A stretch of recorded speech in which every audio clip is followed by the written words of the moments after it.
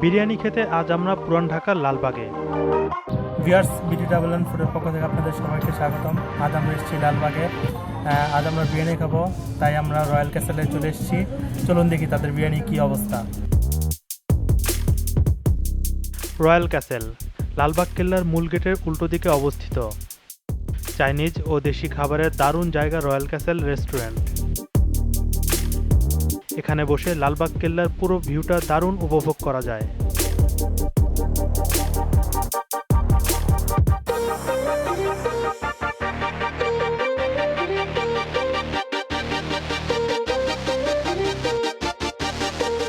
এবার মেনুতে চোখ বোলানোর পালা।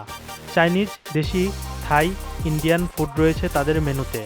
আমরা যেহেতু বিরিয়ানির উদ্দেশ্যে আসা, তাই দেখব কি কি বিরিয়ানি রয়েছে তাদের। হায়দ্রাবাদি বিরিয়ানিটা এখানকার বেশ দারুণ, তাই চিকেন হায়দ্রাবাদি বিরিয়ানি সিলেক্ট করা হলো, আর সাথে কোল্ড ড্রিঙ্কসও অর্ডার করা হলো।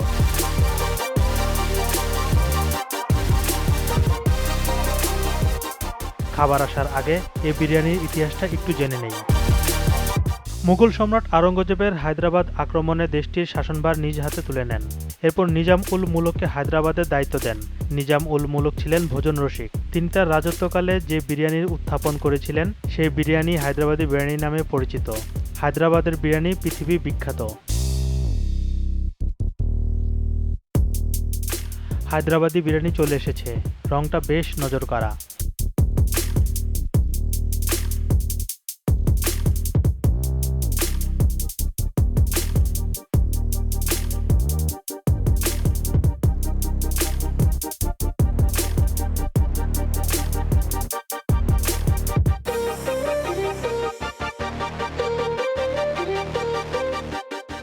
দারুণ ঘ্রাণ, আর দেরি করা ঠিক হবে না, এবার খাওয়ার পালা।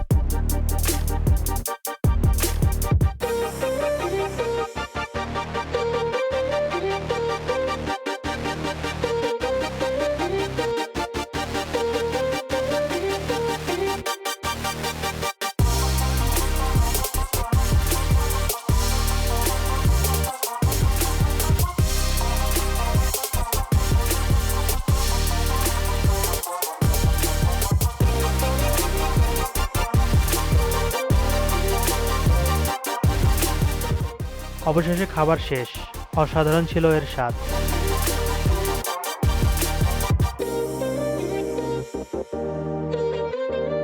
আমরা বাংলাদেশের ভ্রমণবিলাসী ও ভোজনবিলাসী, তাই বেশি বেশি করে খান।